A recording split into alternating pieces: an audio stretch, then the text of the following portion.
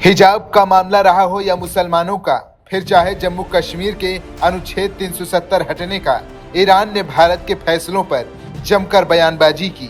जानकारी के लिए बता दें कि जब 2020 में दिल्ली में दंगे हुए थे, तब भी ईरान ने मुसलमानों का नरसंहार बताया था। वहीं इजराइल की बात करें तो इजराइल कभी भारत के खिलाफ बयानबाजी नहीं किया, ना ही उसने कभी भारत के फैसलों पर सवाल उठाया। भारत ने 1992 में इजराइल के साथ राजनयिक संबंध स्थापित किया। तब से दोनों देशों के बीच संबंधों में मजबूती आई है। इस दौरान व्यापार काफी बढ़ा है। 1992 में जो लगभग $200 मिलियन था, वो वित्तीय वर्ष 2022 और 23 में बढ़कर $10.7 बिलियन हो गया। पिछले 4 सालों में इसमें तेजी से वृद्धि हुई है, ये दुगना हो गया है। ईरान और इजराइल के बीच तनाव बढ़ता ही जा रहा है। दोनों देश जंग के लिए आतुर हैं।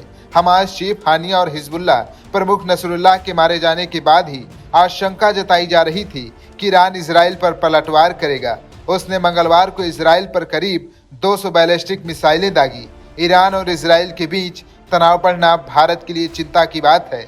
मिडिल ईस्ट के दोनों देश ऐसे हैं जिनसे भारत के अच्छे संबंध है, लेकिन बात जब सबसे खास और सबसे जरूरी की आती है तो कहीं न कहीं इसमें इजराइल ईरान को मात देता है। पिछले 5 सालों में भारत और इजराइल के बीच व्यापार जहां दोगुना हुआ है, तो वहीं इस दौरान ईरान और भारत के बीच ट्रेड कम हुआ है। जानकार मानते हैं कि व्यापार बढ़ना दोनों देशों के बीच मजबूत होते संबंध की गवाही है। इजराइल कभी भारत के खिलाफ बयान नहीं दिया, लेकिन ईरान के साथ समय समय पर ऐसा देखा गया है।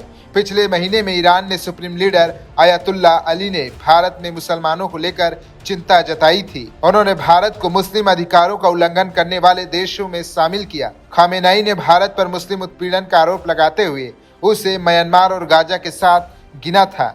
उनके बयान पर भारत ने कहा कि उन्हें पहले अपना रिकॉर्ड देखना चाहिए। इसके अलावा 2020 के दिल्ली दंगों पर भी बयान दे चुके हैं। जैसे इजराइल जरूरी है, वैसे ईरान भी भारत के लिए जरूरी है। ऐतिहासिक रूप से ईरान के साथ भी भारत के अच्छे संबंध रहे हैं। दोनों के बीच मजबूत व्यापारिक संबंध हैं। खास तौर पर ऊर्जा और ढांचा निर्माण के क्षेत्र में भारत ने हाल ही में ईरान में स्थित रणनीतिक रूप से महत्वपूर्ण चाबहार बंदरगाह का 10 साल के लिए संचालन अधिकार हासिल किया है। इसके साथ ही भारतीय कंपनियां ईरान से सस्ता तेल खरीदती हैं। वहीं भारत के लिए लंबे समय तक मजबूत वाली नीति पर बने रहना भी मुश्किल हो सकता है। अगर भारत इजराइल के साथ अपने संबंध बनाए रखने की कोशिश करता है, तो ईरान के साथ उसके रिश्ते बहुत खराब हो सकते हैं। और अगर उसने ईरान से करीबी दिखाई, तो उसे इजराइल के साथ ही अमेरिका की भी नाराजगी झेलनी पड़ सकती है।